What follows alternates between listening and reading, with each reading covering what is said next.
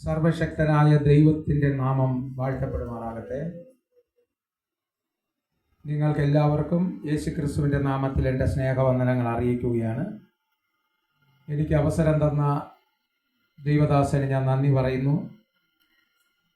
ഞാൻ ഇന്ന് നിങ്ങളോട് ചോദിക്കാൻ പോകുന്ന ഒരു ചോദ്യം, നിങ്ങൾ യഥാർത്ഥത്തിൽ മാനസാന്തരപ്പെട്ടിട്ടുണ്ടോ? മാനസാന്തരം എന്ന് പറഞ്ഞാൽ എന്താണ്? വചനം കൊണ്ട് വചനത്തിൻ്റെ അർത്ഥം നമ്മൾ മനസ്സിലാക്കണം. കർത്താവായ യേശു വെളിപ്പാട് പുസ്തകം 3:20 പറയുകയാണ്, ആരെങ്കിലും ആ വചനം വായിച്ച് സഹായിച്ചാൽ നന്നായിരിക്കും. കാരണം ഞാൻ കാണാതെ പറയുമ്പോൾ വാക്കുകൾ അങ്ങോട്ടും ഇങ്ങോട്ടും മാറും. ഞാൻ വാതിൽക്കൽ നിന്ന് മുട്ടുന്നു, ആരെങ്കിലും എൻ്റെ ശബ്ദം കേട്ട് വാതിൽ തുറന്നാൽ ഞാൻ അവൻ്റെ അടുക്കൽ ചെന്ന് അവനോടും അവൻ എന്നോട് കൂടെ അത്താഴം കഴിക്കും. പ്രിയ ദൈവമക്കളെ, മർക്കോസ് 1:15 കർത്താവ് പറയുകയാണ്, അത് വായിക്കാം. മർക്കോസ് 1:15. കാലം തികഞ്ഞു, ദൈവരാജ്യം സമീപിച്ചിരിക്കുന്നു, മാനസാന്തരപ്പെട്ട്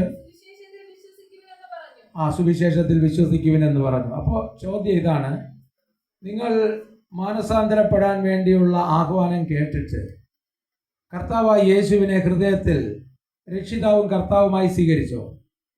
23-ാം സങ്കീർത്തനം പറയുന്നത്, യഹോവ എൻ്റെ ഇടയനാകുന്നു, എനിക്ക് മുട്ടുണ്ടാകുകയില്ല. യഹോവ നമ്മുടെ കർത്താവാണോ? എൻ്റെ ആടുകൾ എൻ്റെ ശബ്ദം കേൾക്കുന്നു എന്നാണ് യേശു പറയുന്നത്.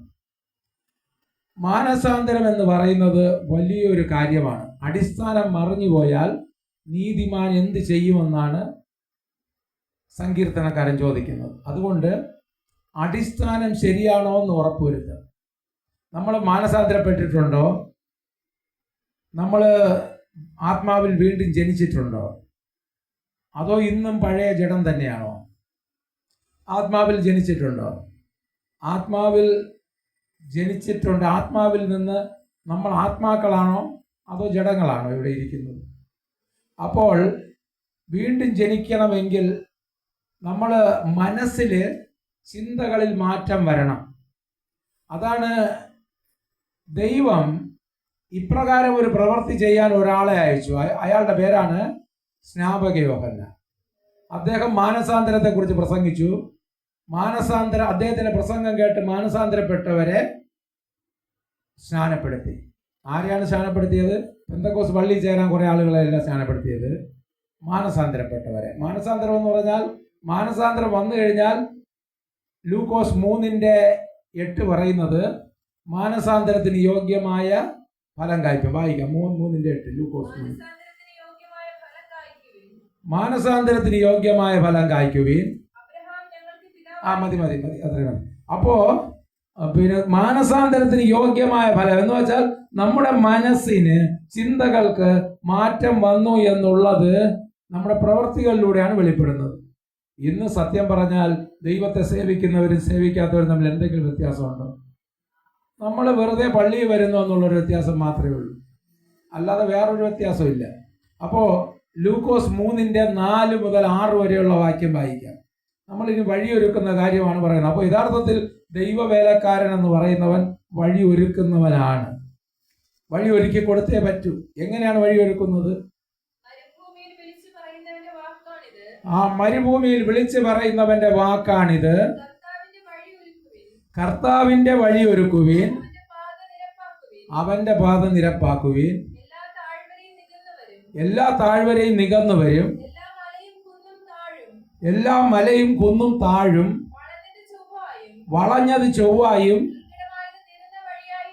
ദുർഘടമായത് നിരന്ന വഴിയായും തീരും.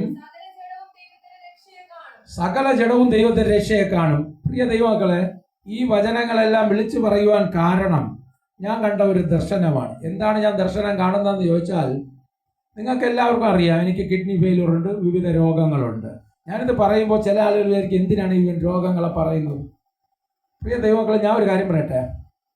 ഒരിക്കൽ എൻ്റെ ഭാര്യ ഒരു സ്വപ്നം കണ്ടു. എന്താണ് സ്വപ്നം എന്ന് ചോദിച്ചാൽ, ഞാൻ രാത്രിയിൽ ദൈവത്തോട് പ്രാർത്ഥിച്ചു, കാറ്റിനെ തൻ്റെ ദൂതന്മാരും അഗ്നിജ്വാലയെ തൻ്റെ ശുശ്രൂഷകന്മാരും ആക്കുന്നു.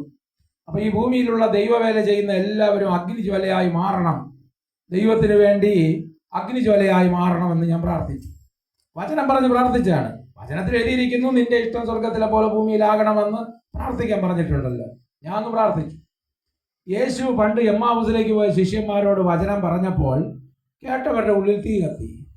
നമ്മൾ വചനം പറയുമ്പോൾ വചനം മാത്രം നിങ്ങളുടെ ഉള്ളിൽ വന്നാൽ പോരാ, തീയും കൂടെ വരണം.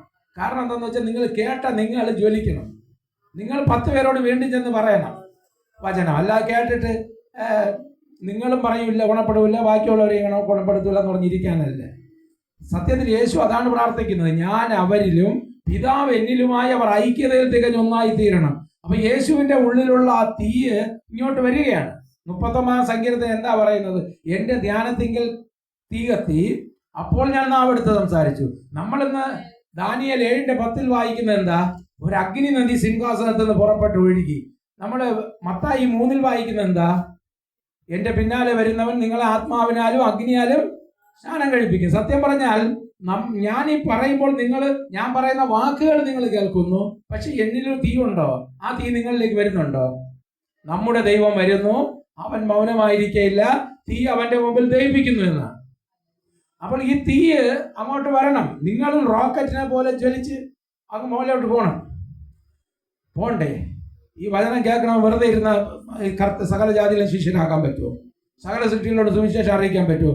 ഇന്ന് വചനം കേട്ടവരെ തന്നെ കേൾപ്പിച്ച് ഇളിപ്പിയരായിട്ടിരിക്കുകയാണ് ഓരോരുത്തർ. അപ്പൊ പിന്നെ ദൈവത്തിന്റെ വേല എന്ന് തികയും എന്നാണ് കർത്താവ് പറഞ്ഞത്. മത്തായി 24:14 വായിക്കാൻ പലപ്പോഴും ഞാൻ വചനത്തിന്റെ കാര്യങ്ങൾ മറന്നുപോയാണ്. മറവി കൂടുതലാണ്. അത് കാരണം വചനം ഉള്ളതുപോലെയൊന്നും പറയാൻ പറ്റുന്നില്ല. രാജ്യത്തിന്റെ ഈ സുവിശേഷം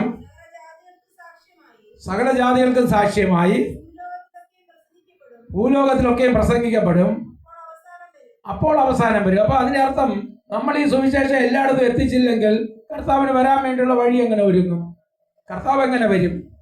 കർത്താവ് പറഞ്ഞത് സ്വർഗത്തിലും ഭൂമിയിലും, മത്തായി 28:18-20 വായിക്കാം. സ്വർഗത്തിലും ഭൂമിയിലുള്ള സകല അധികാരവും എനിക്ക് നൽകപ്പെട്ടിരിക്കുന്നു.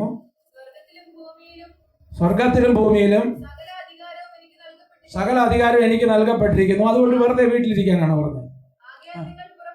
ആകയാൽ നിങ്ങൾ പുറപ്പെട്ട് പിതാവിന്റെയും പുത്രന്റെയും പരിശുദ്ധാത്മാവിന്റെയും നാമത്തിൽ സ്നാനം കഴിപ്പിച്ചും ഞാൻ നിങ്ങളോട് കൽപ്പിച്ചതൊക്കെയും പ്രമാണിക്കാൻ തക്കവണ്ണം ഉപദേശിച്ചുകൊണ്ട് സകല ജാതികളെ ശിഷ്യരാക്കിക്കൊള്ളുവിൻ. ഞാനോ ലോകാവസാനത്തോളം എല്ലാ നാളും നിങ്ങളോട് കൂടെ ഉണ്ടെന്ന് അരുളി ചെയ്തു. അപ്പോസ്തല പ്രവൃത്തി 1:8 വായിക്കാം. ഇതെല്ലാം ആര് നിവർത്തിക്കും എന്നാണ് ഞാൻ വിചാരിച്ചുകൊണ്ടിരിക്കുന്നത്. 1:8 പരിശുദ്ധാത്മാവ് നിങ്ങളുടെ മേൽ വരുമ്പോൾ നിങ്ങൾ ശക്തി ലഭിച്ചിട്ട് യെരൂശലേമിലും യഹൂദ്യയിലും എല്ലായിടത്തും ശമര്യയിലും ഭൂമിയുടെ അറ്റത്തോളം എന്റെ സാക്ഷികളാകും. അപ്പോൾ റോമർ 12:1-2 വായിക്കാം. അപ്പൊ മാനസാന്തരം എന്ന് വെച്ചാൽ എന്താ? നന്മയും പൂർണ്ണതയും. സഹോദരന്മാരെ, ദൈവത്തിന്റെ മനസ്സലിവ് ഓർപ്പിച്ച് നിങ്ങളെ പ്രബോധിപ്പിക്കുന്നത് നിങ്ങൾ ബുദ്ധിയുള്ള ആരാധനയായി നിങ്ങളുടെ ശരീരങ്ങളെ ജീവനും വിശുദ്ധിയും ദൈവത്തിന് പ്രസാദമുള്ള യാഗമായി സമർപ്പിക്കുകയും ഈ ലോകത്തിന് അനുരൂപമാകാതെ നന്മയും പ്രസാദവും പൂർണ്ണതയുമുള്ള ദൈവഹിതം ഇന്നെന്ന് തിരിച്ചറിയേണ്ടതിന് മനസ്സ് പുതുക്കി രൂപാന്തരപ്പെടുകയും. ചില ആളുകൾ പറയും, ഞാൻ സിഗരറ്റ് വലി വിട്ടു, മാനസാന്തരപ്പെട്ടു. വിടണ്ടെന്ന് പറഞ്ഞില്ല, വിടുന്നത് നല്ലതാണ്. മയക്കുമരുന്ന് ഉപയോഗം വിട്ടു. നീ കഞ്ചാവ് ബിസിനസ് അല്ലേ ചെയ്യുന്നത്, നിർത്ത് എന്ന് പറയുന്നത്. അതല്ല ഇവിടെ സംഭവം. നമ്മൾ പാപ വഴികൾ ഉപേക്ഷിക്കണം. അത് ഒരു കാര്യം തന്നെയാണ്. പക്ഷേ നന്മയും പൂർണ്ണതയുമുള്ള ദൈവഹിതം മനസ്സിലാക്കി അതിന് തക്കവണ്ണം മനസ്സ് പുതുക്കി രൂപാന്തരപ്പെടുന്നില്ല എങ്കിൽ ചെയ്യേണ്ടത് ചെയ്യണം, ചെയ്യരുതാത്തത് ചെയ്യാതെ വിടണം. ഇത് രണ്ടും ചെയ്യണം. ഇത് രണ്ടും ചെയ്യുന്നില്ലെങ്കിൽ എന്തിനാ വേണ്ടിയാ നിങ്ങൾ മാനസാന്തരപ്പെട്ടത്? പ്രിയ ദൈവങ്ങൾ, ഒരു തമാശ ഞാൻ പറഞ്ഞുതരാം. തമാശ എന്ന് പറഞ്ഞാൽ, മുസ്ലിങ്ങൾക്ക് ഖുർആൻ എന്ന് പറഞ്ഞൊരു പുസ്തകമുണ്ട്. അത് 9-ാം അധ്യായത്തില് തോബ എന്നാണ് അതിന്റെ അധ്യായത്തിന്റെ പേര്. തോബ എന്ന് പറഞ്ഞാൽ ഹിന്ദിയിലെല്ലാം തോബ എന്ന് പറഞ്ഞാൽ മാനസാന്തരം എന്നാണ്. എന്താണ് മാനസാന്തരം? എന്താ മാനസാന്തരം? അത് 9:5 പറയുന്നത് നിങ്ങളുടെ അടുക്കലുള്ള കാഫറുകളെ നിങ്ങൾ വെട്ടിക്കൊല്ലണം എന്ന് പറഞ്ഞാൽ നല്ലവനായിട്ടിരിക്കുന്ന ആളുകളെ ദുഷ്ടന്മാരാക്കി മാറ്റുന്നതാണ് അവരുടെ മാനസാന്തരം. പക്ഷെ നമ്മുടെ ബൈബിൾ പ്രകാരമുള്ള മാനസാന്തരം എന്താ? തോബയിൽ 9:29 പറയുന്നത് പിന്നെ നിങ്ങൾ ക്രിസ്ത്യാനികൾ യഹൂദന്മാരും മറ്റുമെല്ലാം നിങ്ങളുടെ രൂക്ഷത കാണണം, നിങ്ങൾ അവരെ കണ്ടെടുത്ത് വെച്ച് കൊല്ലണം. ഉള്ളതാണ് പറയുന്നത്, മതവിരോധമൊന്നും പറയുന്നതല്ല. ഖുർആൻ എടുത്ത് വെച്ച് വായിച്ചാൽ മതി. അപ്പോൾ 114 അധ്യായങ്ങളേ ഉള്ളൂ. അപ്പോൾ അതില് അവരുടെ മാനസാന്തരം അതാണ് ഞാൻ പറഞ്ഞത്. ബൈബിളിൽ പറയുന്ന മാനസാന്തരം അല്ല മറ്റ് മതങ്ങളിൽ പറയുന്നതെന്നാണ് ഞാൻ പറഞ്ഞത്. യേശു ഒരു ആയുധവും കൊണ്ട് അവതരിച്ചില്ല. നിനക്ക് സമ്മാനം തരാൻ എൻ്റെ ആയുധം ഉണ്ടെന്നൊന്നും യേശു പറഞ്ഞില്ല. ഒരു ചക്രവും യേശുവിൻ്റെ കയ്യിലില്ല. ചക്രം കറങ്ങി ചെന്ന് കഴുത്തറുത്തോണ്ട് വരില്ല. പക്ഷെ യേശു സമാധാനം തരാൻ വന്നു, ആയുധം കയ്യിലില്ല. പക്ഷേ വേറെ എല്ലാവരും ആയുധം കൊണ്ട് അവതരിച്ച് ഇറങ്ങി വന്നിട്ടുണ്ട്. അപ്പോൾ ഞാൻ അങ്ങോട്ടൊന്നും പോകുന്നില്ല. അപ്പോൾ മാനസാന്തരം എന്ന് പറഞ്ഞാൽ ബൈബിൾ പ്രകാരം എന്താ? പാപ വഴികൾ ഉപേക്ഷിക്കണം, ദൈവഹിതം ചെയ്യാൻ തുടങ്ങണം. ഇന്ന് എത്ര പേർക്ക് ദൈവഹിതം അറിയാം തങ്ങളെ കുറിച്ചുള്ള? കൊലോസ്യർ 1:10 വായിക്കാം. നിങ്ങൾ വായിക്കുമ്പോൾ സത്യം പറഞ്ഞാൽ ഒന്നും മനസ്സിലാവില്ല, അതാണ് വേറൊരു കാര്യം. നിങ്ങൾ പൂർണ്ണ പ്രസാദത്തിനായി കർത്താവിന് യോഗ്യമാകും വണ്ണം നടന്ന് ആത്മീകമായ സകല ജ്ഞാനത്തിലും വിവേകത്തിലും ഇഷ്ടത്തിന്റെ പരിജ്ഞാനം കൊണ്ട് നിറഞ്ഞു വരണം. ഹോശേയ പ്രവാചകൻ 4:6 പറയുന്നത് വായിക്കണ്ട. അവിടെ പറയുന്നത് എന്റെ ജനം പരിജ്ഞാനമില്ലായ്കയാൽ നശിച്ചു പോകുന്നു. അപ്പോ ഈ കാര്യങ്ങൾ മനസ്സിലായല്ലോ. അപ്പൊ ഇനി നമുക്ക് മലാക്കി പെട്ടെന്ന് ഇവിടെ നിന്ന് വായിച്ച് വചനം മാത്രം പറഞ്ഞു പോവാം. മലാക്കി 3-ാം അധ്യായം 1-ാം വാക്യം. എനിക്ക് മുമ്പായി വഴി നിരത്തേണ്ടതിന് ഞാൻ എൻ്റെ ദൂതനെ അയക്കുന്നു. നിങ്ങൾ അന്വേഷിക്കുന്ന കർത്താവ്, നിങ്ങൾ ഇഷ്ടപ്പെടുന്ന നിയമദൂതനുമായവൻ പെട്ടെന്ന് തന്റെ മന്ദിരത്തിലേക്ക് വരും. ഈ വചനത്തിൽ നിന്ന് പല അർത്ഥങ്ങൾ നമുക്ക് ഗ്രഹിക്കാൻ പറ്റും. എല്ലാം സത്യം തന്നെയാണ്. എന്ന് പറഞ്ഞാൽ കർത്താവായ യേശു ക്രിസ്തു പറഞ്ഞ പ്രവർത്തികൾ ചെയ്ത് നമ്മൾ കാര്യങ്ങളെ ക്രമീകരിച്ചു കഴിഞ്ഞാൽ കർത്താവിന്റെ വരവ് സംഭവിക്കും. അതൊരർത്ഥം. രണ്ടാമത്തെ അർത്ഥം എന്തെന്ന് ചോദിച്ചാൽ നമ്മുടെ ജീവിതത്തിലെ തയ്യാറാകേണ്ട രീതിയിൽ നമ്മൾ തയ്യാറായാൽ പരിശുദ്ധാത്മാവ് നമുക്ക് ലഭിക്കും. അതാണ് അതിൽ വേറൊരർത്ഥം. ശരിയായി മാനസാന്തരപ്പെട്ട് ദൈവത്തിലേക്ക് തിരിഞ്ഞെങ്കിൽ സ്വർഗം നമുക്ക് വേണ്ടി തുറക്കും, ദൈവം നമ്മുടെ ഹൃദയത്തിൽ വന്ന് വസിക്കാൻ തുടങ്ങും. ഇത് തന്നെയാണ് നമ്മൾ ആദ്യം വായിച്ചത്. ഇതാ ഞാൻ വാതിൽക്കൽ നിന്ന് മുട്ടുന്നു. കർത്താവും രക്ഷിതാവുമായി നമ്മൾ ദൈവത്തെ സ്വീകരിച്ചു കഴിയുമ്പോൾ നമ്മുടെ ഉള്ളിലേക്ക് ദൈവം വരും. പിന്നെ ദൈവം കൺട്രോൾ ഏറ്റെടുക്കും. പലരുടെയും ജീവിതത്തിൽ അമരത്ത് തലയണ വെച്ച് യേശു ഉറങ്ങുകയാണ്. യേശു കാറ്റിനെയും കടലിനെയും ശാസിക്കുന്ന ആ ദൈവമായിട്ടല്ല അവിടെ നിൽക്കുന്നത്. അവിടെ താരാട്ടുപാടി അങ്ങനെ യേശുവിനെ ഉറക്കിക്കൊണ്ടിരിക്കുകയാണ് ഓരോരുത്തർ. യേശുവിനെ എഴുന്നേറ്റ് നിൽക്കാൻ സമ്മതിക്കില്ല. കാരണം യേശു വീടിന്റെ നായകൻ എന്നൊക്കെ പറഞ്ഞാലും യേശു പറയുന്ന വോയിസിന് ഇവിടെ സ്ഥാനമൊന്നുമില്ല. ഇവർ കേൾക്കുന്നുമില്ല. അതാണ് വേറൊരു കാര്യം. വെറുതെ പേരിനെ എഴുതി വെച്ചിരിക്കുകയാണ് യേശു വീടിന്റെ നായകൻ. ഞാൻ പിന്നെ കൂടുതലായി ഞാൻ വ്യാഖ്യാനിച്ചാൽ ശരിയാവില്ല, അത് ദൈവത്തെ അപമാനിക്കുന്നതാവും. അതുകൊണ്ട് അത് ശരിയാവില്ല. അപ്പോ അത് നിങ്ങൾക്ക് മനസ്സിലാകുന്നതോ ഞാൻ ഉദ്ദേശിച്ചത് എന്താണ്? അപ്പോ അങ്ങനെ അടുത്ത് മലാക്കി 4:5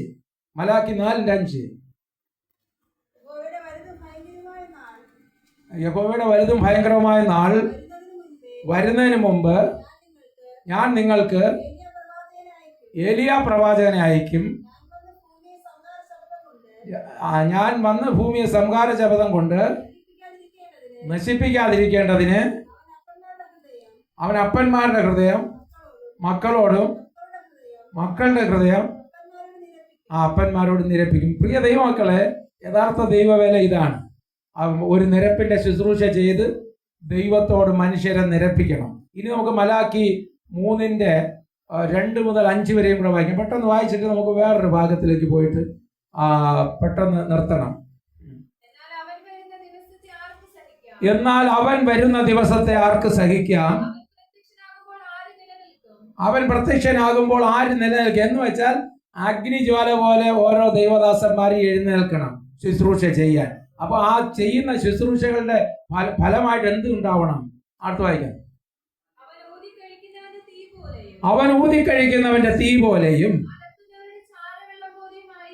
അലക്കുന്നവരുടെ ചാരവെള്ളം പോലെ ആയിരിക്കും. എന്ന് വെച്ചാൽ അലക്കിയ വെളുക്കണം. വസ്ത്രം എങ്ങനെ ആയിരിക്കണം? വെളുക്കണം. ആർക്കും അലക്കി വെളുപ്പിക്കാൻ കഴിയാത്ത വസ്ത്രമാണ് നമുക്ക് ലഭിക്കേണ്ടത്. കറ, കളകം, മാലിന്യം, വാട്ടം കൂടാതെ നമുക്ക് അങ്ങേന്ന് നിൽക്കണം മനുഷ്യപുത്രന്റെ മുമ്പിൽ. അതുകൊണ്ട് മനുഷ്യപുത്രന്റെ മുമ്പിൽ നിൽക്കാൻ പ്രാപ്തരാകേണ്ടതിന് സദാകാലം ഉണർത്തും ജാഗരിച്ചും പ്രാർത്ഥിച്ചും കൊണ്ടിരിപ്പീൻ. ലൂക്കോസ് 21:36. അപ്പൊ ഇനി മലാക്കി അടുത്ത വാക്യം വായിക്കാം. അവൻ ഊതിക്കഴിക്കുന്നവനെ പോലെ, തട്ടാൻ ഇങ്ങനെ ഊതുന്ന പോലെ, സ്വർണ്ണാഭരണം തീയിലിട്ടിട്ട്. വെള്ളി ശുദ്ധീകരിക്കുന്നവനെ പോലെ ഇരുന്നു കൊണ്ട്, ലേവ്യപുത്രന്മാരെന്ന് വെച്ചാൽ ദൈവദാസന്മാരെ പൊന്നു പോലെയും വെള്ളി പോലെയും നിർമ്മലീകരിക്കും. അങ്ങനെ അവർ നീതിയിൽ യഹോവയ്ക്ക് വഴിപാടർപ്പിക്കും. ഇന്നത്തെ കാര്യം എങ്ങനെ? ദൈവദാസനും നീതിയിൽ ഒരു ഇത് ചെയ്യൂല, പിന്നെ ദൈവ വേലക്കാരൻ ചെയ്യൂല. കാരണം ദൈവദാസനെ പോലെയല്ലേ ബാക്കിയുള്ളവരാവൂ. ആ ദൈവദാസനേക്കാൾ കൂടിയ നിലവാരത്തിൽ ആരും ആവൂലല്ലോ. ഗുരുവിനെ പോലെ ആകുന്നത് ശിഷ്യന് മതി എന്നാണ് ലൂക്കോസ് 6:40 പറയുന്നത്. അപ്പോൾ അടുത്ത്, അന്ന് യഹൂദയിലെയും യെരുശലേമിന്റെയും വഴിപാട് പുരാതന കാലത്ത് എന്ന പോലെയും പണ്ടത്തെ ആണ്ടുകളിൽ എന്ന പോലെയും യഹോവയ്ക്ക് പ്രസാദകരമായിരിക്കും. ഞാൻ ന്യായവിധി എന്ന് വെച്ചാൽ ദൈവദാസന്മാര് പെർഫെക്റ്റ് ആകുമ്പോ ദൈവം ഇറങ്ങി വരും. കള്ളം പറഞ്ഞാൽ അന്യാസിനെയും സബീറിനെയും കൊല്ലാൻ, ദൈവ വിളിയില്ലാത്ത കോരകനെയും ദാദാനെയും അഭിരാമിനെയും ജീവനോടെ പാതാളത്തിൽ കൊണ്ടുപോകാൻ, ഭൂമി പിളർക്കാൻ ഇറങ്ങി വരും. അസാധാരണമായ അടയാളങ്ങൾ ചെയ്യും. നമ്മൾ സത്യസന്ധന്മാരല്ലെങ്കിൽ ദൈവം എന്തിനാ സത്യമേവ ജയതേ എന്ന് പറഞ്ഞ് നമുക്ക് വേണ്ടി എഴുന്നേൽക്കേണ്ട ആവശ്യം? നമ്മളെ കള്ളന്മാരായിട്ടിരിക്കും. ഇപ്പൊ പിന്നെ ദൈവം ആരെ സ്ഥാപിക്കാനാണ് വരുന്നത്? ന്യായവിധിക്കായി അടുത്തു വരും. ഞാൻ ശുദ്രക്കാർക്കും വ്യഭിചാരികൾക്കും കള്ളസത്യം ചെയ്യുന്നവർക്കും കൂലിയുടെ കാര്യത്തിൽ കൂലിക്കാരനെയും വിധവയെയും അനാഥനെയും പീഡിപ്പിക്കുന്നവർക്കും എന്നെ ഭയപ്പെടാതെ പരദേശിയുടെ ന്യായം മറിച്ചു കളയുന്നവർക്കും വിരോധമായി സാക്ഷിയായിരിക്കുമെന്ന് സൈന്യങ്ങളുടെ ദൈവമായ യഹോവ അരുളി ചെയ്യുന്നു. എന്ന് പറഞ്ഞാൽ ദൈവം തന്നെയായിരിക്കും സാക്ഷിയും, ദൈവം തന്നെ ജഡ്ജിയും. ഉടനെ ന്യായവിധിയായിരിക്കും, അടി ഉടനെ. അപ്പൊ അങ്ങനെ ഒരു സമയം വരാൻ പോവുകയാണ്. ഈ ഭൂമിയിൽ സംഭവിക്കും. ചില ആളുകളിലേക്ക് മരിച്ച് സ്വർഗത്തിൽ ചെല്ലുമ്പോഴേ ഇനി ന്യായവിധി ഉള്ളത്, അല്ലെങ്കിൽ വേറൊരു സ്ഥലത്ത് ചെല്ലുമ്പോഴേ ഉള്ളത്. ഇപ്പൊ കിട്ടും. ദൈവത്തെ പരിഹസിച്ചുകൂടാ, മനുഷ്യൻ വിതയ്ക്കുന്നതിനെ കൊയ്യും. ദരിദ്രന്റെ ദീർഘശ്വാസം നിമിത്തം ഞാൻ ഇപ്പോൾ എഴുന്നേൽക്കും, രക്ഷയ്ക്കായി കാംക്ഷിക്കുന്നവനെ അതിലാക്കുമെന്നാണ് സങ്കീർത്തനക്കാരൻ പറയുന്നത്. അപ്പം ദാനിയേൽ 7-ാം അധ്യായത്തിൽ പറയുന്നുണ്ട്, പുസ്തകങ്ങൾ തുറന്നു, പുസ്തകങ്ങൾ എഴുതിയിരിക്കുന്ന അനുസരിച്ചുള്ള ന്യായവിധി ഉണ്ടായി. പ്രിയ ദൈവമക്കളെ, നമ്മൾ യെശയ്യാവ് 43-ാം അധ്യായത്തിൽ പറയുന്നത് എന്താ? 43:19 പെട്ടെന്ന് വായിക്കാം. ഇതാ ഞാൻ പുതിയതൊന്ന് ചെയ്യുന്നു, അതിപ്പോൾ ഉത്ഭവിക്കും, നിങ്ങളത് അറിയുന്നില്ലയോ? അതെ, ഞാൻ മരുഭൂമിയിൽ ഒരു വഴിയും നിർജ്ജന പ്രദേശത്ത് നദികളെ ഉണ്ടാക്കി. എന്തുകൊണ്ടാണ് ഉണ്ടാക്കുന്നത്? 40-ാം അധ്യായം 3 മുതൽ 5 വരെ വായിക്കാം. യെശയ്യാവ് 40:3 മുതൽ 5 വരെ. കേട്ടോ, ഒരുത്തൻ വിളിച്ചു പറയുന്നത്, മരുഭൂമിയിൽ യഹോവയ്ക്ക് വഴിയൊരുക്കുവിൻ, നിർജ്ജന പ്രദേശത്ത് നമ്മുടെ ദൈവത്തിന് ഒരു പെരുവഴി നിരപ്പാക്കുവിൻ, എല്ലാ താഴ്വരയും നികന്നും എല്ലാ മലയും കുന്നും താണും വരണം, വളഞ്ഞത് ചൊവ്വായും ദുർഘടങ്ങൾ സമമായും തീരണം, യഹോവയുടെ മഹത്വം വെളിപ്പെടും, സകല ജഡവും ഒരുപോലെ അതിനെ കാണും. പ്രിയ ദൈവങ്ങളെ, മതി. അപ്പോ 68-ാം സങ്കീർത്തനം പറയുന്നത് എന്താ? ഇതാ ദൈവം എഴുന്നേൽക്കുന്നു, അവന്റെ ശത്രുക്കൾ ചിതറിപ്പോകുന്നു. 68-ാം സങ്കീർത്തനം വായിക്കുമ്പോൾ നമുക്ക് മനസ്സിലാവും, മരുഭൂമിയിൽ വഴിയൊരുക്കുവിനെന്ന്. വഴിയൊരുക്കി കഴിഞ്ഞപ്പോൾ ദൈവത്തിന്റെ എഴുന്നള്ളത്ത് അവിടെ കൂടെ വരികയാണ്. ദൈവം എഴുന്നള്ളി വരികയാണ്. അപ്പൊ നമ്മള് ശരിക്കും മാനസാന്തരപ്പെട്ട് വഴി ഒരുക്കി കൊടുത്താൽ നമ്മുടെ ജീവിതത്തിൽ ദൈവത്തിന്റെ മഹത്വം വെളിപ്പെടും. യോഹന്നാൻ 14:23 പറയുന്നത്, ഒരുത്തൻ എന്നെ സ്നേഹിച്ചാൽ എന്റെ വചനങ്ങളെ പ്രമാണിക്കും, പിതാവ് അവനെ സ്നേഹിക്കും, ഞങ്ങൾ വന്ന് അവനോടുകൂടെ വാസം ചെയ്യും. വളരെ വർഷങ്ങൾക്ക് മുമ്പ് പഞ്ചാബിൽ പ്രാർത്ഥിച്ചുകൊണ്ടിരിക്കുമ്പോൾ ഒരു സഹോദരി കണ്ട ദർശനം, ഒരു വലിയ കൂട്ടം ജനത്തെയും നയിച്ചുകൊണ്ട് യേശു മരുഭൂമിയിലൂടെ നടക്കുന്നതായിട്ട്. യേശുവിന്റെ തൊട്ട് ബാക്കിലായിട്ട് പാസ്റ്റർമാരുടെ കൂട്ടം, അതിന് ബാക്കിൽ സാധാരണ വിശ്വാസികൾ. ഒരിക്കലും ഇതുവരെ കണ്ടിട്ടില്ലാത്ത വിധത്തിലുള്ള ഒരു വലിയ കൂട്ടം. അസാധാരണമായ ഒരു ഉണർവ് സംഭവിക്കാൻ പോവുകയാണ്. ഞാൻ ഈ ആലയത്തിൽ വെച്ച് കണ്ട ഒരു ദർശനം പറയാം. ഞാനിങ്ങനെ എനിക്ക് വയ്യാന്നുള്ളത് പറഞ്ഞിട്ട് ആ കാര്യം ഞാൻ പൂർത്തിയാക്കിയില്ല. സത്യം പറഞ്ഞു, ഞാനിങ്ങനെ ലൂക്കോസ് 3:4 മുതൽ 6 വരെയുള്ള ഭാഗം വായിച്ചുകൊണ്ട് ഇരിക്കുകയാണ്. പക്ഷെ എനിക്ക് ശ്വാസം മുട്ടൽ കാരണം ശബ്ദമൊന്നും നേരെ വരുന്നില്ല. അപ്പോൾ കാണാം ഇപ്പോഴും ശബ്ദം വരാതെയാണ് ഇരുന്നത്. മെനഞ്ഞാന്ന് എനിക്ക് ഇവിടെ ഉപാസപ്രവൃത്തിക്ക് വരാൻ പറ്റാതെ 2 ചുവട് വയ്ക്കുമ്പോൾ ഇരച്ചരച്ച് ഞാൻ നിന്നത് എൻ്റെ ഭാര്യയ്ക്കറിയാം. അപ്പോൾ ഞാനിങ്ങനെ പറയുകയാണ്, സകല ജഡവും ദൈവത്തിന്റെ രക്ഷയെ കാണും, പക്ഷെ ശബ്ദമൊന്നും ശരിക്കും വരുന്നില്ല. പക്ഷെ കുറച്ച് കഴിഞ്ഞപ്പോൾ ഞാൻ കാണുന്നത്, ഞാൻ നിൽക്കേണ്ട സ്ഥലത്ത് ഞാൻ അങ്ങനെ ബാക്കിൽ നിൽക്കുന്നു, ഞാൻ നിൽക്കുന്ന സ്ഥലത്ത് യേശു ക്രിസ്തു നിൽക്കുകയാണ്. സിംഹം അലറും പോലെ ഇടിവെട്ടുന്ന ശബ്ദത്തിൽ കർത്താവായ യേശു പറയുകയാണ്, സകല ജഡവും ദൈവത്തിന്റെ രക്ഷയെ കാണും. നമ്മൾ ബലഹീനനാകുമ്പോഴും ദൈവം നമുക്ക് വേണ്ടി സംസാരിക്കും. അപ്പൊ ഞാൻ അഗ്നിജ്വാലയുടെ കാര്യം പറഞ്ഞില്ലല്ലോ. എല്ലാവരെയും അഗ്നിജ്വാലയാക്കണമെന്ന് പറഞ്ഞ് പ്രാർത്ഥിച്ചിട്ട് ഞാൻ കിടന്നുറങ്ങുമ്പോൾ എൻ്റെ ഭാര്യ കാണുന്ന ഒരു സ്വപ്നം എന്ന് പറയുന്നത്, ഒരു കൂട്ടം പാമ്പുകൾ, വലിയൊരു പെരുമ്പാമ്പ് പോലത്തെ ഒരു സാധനം ഇതിനെല്ലാം നയിച്ചുകൊണ്ട് എൻ്റെ വീട്ടിലേക്ക് ആക്രമിക്കാൻ വരികയാണ്. ചുരുക്കി പറഞ്ഞാൽ ഞാനൊരു വാക്കേ പ്രാർത്ഥിച്ചോളൂ, എല്ലാവരെയും ദൈവമേ അങ്ങ് അഗ്നിജ്വാലയാക്കണമെന്ന്. പക്ഷേ ഓട്ടോറിക്ഷ പിടിച്ച് ഇവൻ കയറി വന്നിങ്ങനെ എല്ലാം കൂടെ എന്നെ ആക്രമിക്കാം. അന്ന് തൊട്ട് സത്യം പറഞ്ഞാൽ ആത്മീയ അന്തരീക്ഷം ഭവനത്തിൽ പോയി എന്നുള്ളതാണ് സത്യം. ഞാനൊരു കാര്യം എന്തിനാന്ന് പറഞ്ഞെന്ന് വെച്ചാൽ, പോരാട്ടം ഉണ്ടാവും. നമ്മൾ മറ്റുള്ളവരുടെ നന്മയ്ക്ക് വേണ്ടി പ്രാർത്ഥിക്കുമ്പോൾ പോരാട്ടം ഉണ്ടാവും എന്ന് പറഞ്ഞ് വെറുതെ ഇരുന്നാൽ മരിക്കാതിരിക്കുമോ? വെറുതെ ഇരുന്നാലും മരിക്കും. അതുകൊണ്ട് ദൈവത്തിന് വേണ്ടി പ്രയോജനപ്പെടുന്നതാണ് നല്ലതെന്ന് മനസ്സിലായി. അപ്പോൾ ഈ വഴി ഒരുക്കുന്ന കാര്യം ഇനി യെശയ്യാവ് 35:7-8 വായിക്കാം. ഇതോടെ ഞാൻ വായിച്ച് നിർത്താൻ പോവാണ്. മരീചിക ഒരു പൊയ്കയായും വരണ്ട നിലം നീറുറവുകളായി തീരും. ഇത് ട്രാൻസ്ലേഷൻ മിസ്റ്റേക്ക് ആണ്. കുറുക്കന്മാരല്ല, സർപ്പം ശൂന്യത വരുത്തിയ സ്ഥലം മേച്ചിൽപ്പുറങ്ങളാവുമെന്നാണ് യഥാർത്ഥ ട്രാൻസ്ലേഷന്റെ അർത്ഥം. പാർപ്പിടത്ത് അവർ കിടന്ന സ്ഥലത്ത് തന്നെ പുല്ലും ഓടയും വളരും. ഇനി 8-ാം വാക്യം, അവിടെ ഒരു പെരുവഴിയും പാതയും ഉണ്ടാകും, അതിന് വിശുദ്ധ വഴി എന്ന് പേരാകും, അശുദ്ധനും അതിൽ കൂടെ കടന്നു പോകില്ല. പ്രിയ ദൈവമക്കളെ, ഒരു കാര്യം മനസ്സിലാക്കണം. വഴി ഒരുക്കണമെങ്കിൽ ഇന്ന് സാധാരണ റോഡ് പണിയുമ്പോൾ നമ്മൾ എന്താണ് കാണുന്നത്? ആദ്യം ഒരു JCB പോകും. ഈ പോകുന്ന സ്ഥലത്ത് അത് ഉള്ള മരങ്ങളെയും കുന്നുകളെ നിരത്തിക്കൊണ്ടുപോകും, താഴ്വരകൾ നികത്തിക്കൊണ്ടുപോകും, മരങ്ങളെല്ലാം വലിച്ചു വീഴ്തങ്ങിടും. അത് ഏറ്റവും ഫ്രണ്ടിൽ പോകുന്നതാണ്. പിന്നെ ബാക്കിൽ നിന്ന് കുറേ പണിക്കാർ പോകും. പിന്നെ ഏറ്റവും ബാക്കിൽ നിന്ന് പോകുന്ന റോഡ് റോളർ എന്ന് പറഞ്ഞാൽ ഇത് തന്നെയാണ് ബൈബിളിൽ എഴുതിയിരിക്കുന്നത്. ഞാൻ നിന്നെ പുതിയതും മൂർച്ചയുള്ളതും പല്ലേറിയതുമായ മെതിവണ്ടിയാക്കി തീർക്കും. യെശയ്യാവ് 41:15.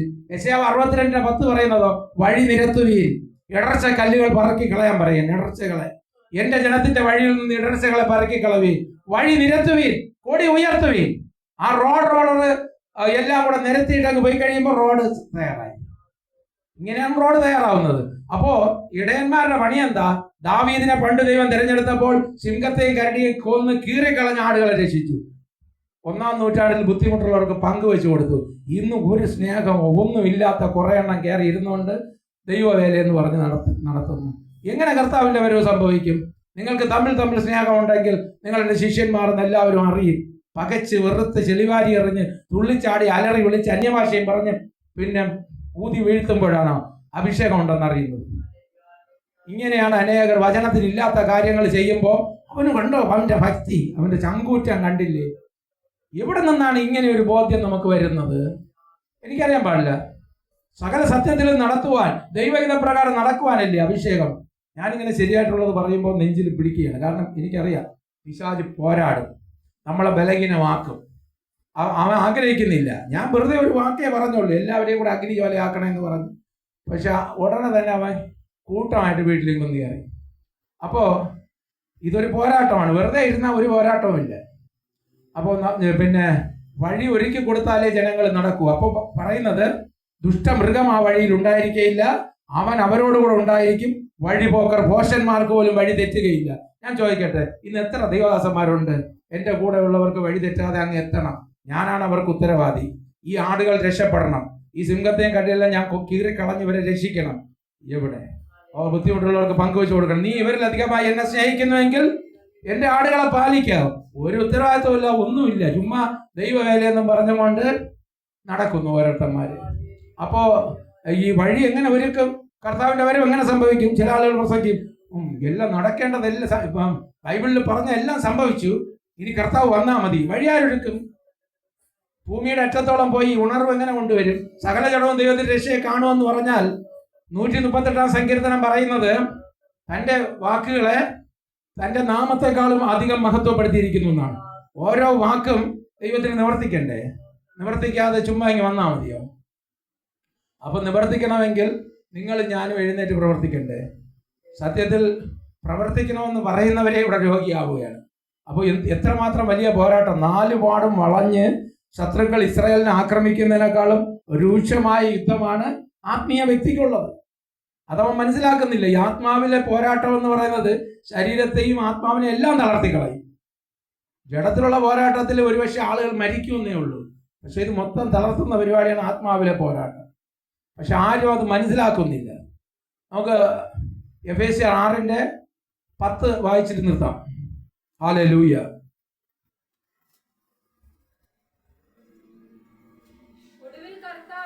ഒടുവിൽ കർത്താവിലും അവന്റെ അമിത ബലത്തിലും ശക്തിപ്പെടുവീൻ. പിശാചിന്റെ തന്ത്രങ്ങളോട് എതിർത്ത് നിൽക്കുവാൻ കഴിയേണ്ടതിന് ആ ദൈവത്തിന്റെ സർവായുധവർഗം ധരിച്ചുകൊള്ളുവിൻ. സകലവും സമാപിച്ചിട്ട് എന്നുള്ള വചനം ഉണ്ടല്ലോ, അത് വായിക്കാനാണ് ഞാൻ ഉദ്ദേശിച്ചത്. അതുകൊണ്ട് നിങ്ങൾ ദുർദിവസത്തിൽ എതിർക്കുവാനും സകലവും സമാപിച്ചിട്ട് ഉറച്ചു നിൽക്കുവാനും കഴിയേണ്ടതിന് മതി. ദൈവത്തിന്റെ സർവായുധവർഗം എടുത്തുകൊള്ളു. നമുക്ക് പ്രാർത്ഥിക്കാം. സർവശക്തനും സർവവ്യാപിയും കരുണാമയനുമായ കർത്താവേ, അങ്ങയുടെ മടങ്ങി വരവിന് വേണ്ടിയുള്ള വഴി ഒരുങ്ങുവാൻ അങ്ങയുടെ മക്കളെ അയക്കണം. വിവിധതരം ശുശ്രൂഷകൾ ചെയ്യുന്നവർ എഴുന്നേൽക്കേണ്ടതായ ആവശ്യമുണ്ട്. ബുദ്ധിമുട്ടുള്ളവർക്ക് പങ്കുവെച്ച് കൊടുക്കുന്നവർ, സിംഹത്തെയും കരടിയൊക്കെ കീറിക്കളഞ്ഞ ആടുകളെ രക്ഷിക്കുന്നവർ, ദൈവത്തിന്റെ ഹൃദയത്തിനേറ്റ മനുഷ്യർ, മൂർച്ചയുള്ളതും പുതിയതും പല്ലേറിയതുമായ മെതിവണ്ടി പോലെയുള്ളവർ, പിന്നെ എല്ലാത്തിനെയും നിരത്തി കീലുകൊണ്ട് ഉറപ്പിച്ച് വഴി നിരത്തുന്നവർ. ഹല്ലേലൂയ. ഇങ്ങനെ അങ്ങേക്ക് വേണ്ടി വഴി ഒരുക്കുവാൻ ആ കൂട്ടത്തെ പറഞ്ഞയക്കണം. മരുഭൂമിയിൽ വഴി ഒരുക്കുവാനും അങ്ങയുടെ എഴുന്നള്ളത്ത് കാണുവാനും ഭൂമിയിൽ സകല ജഡവും ദൈവത്തിന്റെ രക്ഷയെ കാണുവാനും അങ്ങ് കൃപ ചെയ്യണം. ബലഹീനരായ ഞങ്ങളെ അങ്ങയുടെ ആത്മാവിന്റെ അത്യന്ത ശക്തിയാൽ അങ്ങയുടെ പ്രവൃത്തിക്കായി ഒരുക്കണം. യേശു ക്രിസ്തുവിന്റെ നാമത്തിൽ പ്രാർത്ഥിക്കുന്നു. പ്രാർത്ഥന കേൾക്കണം സ്വർഗസ്ഥനായ ഞങ്ങളുടെ പിതാവേ. ആമേൻ.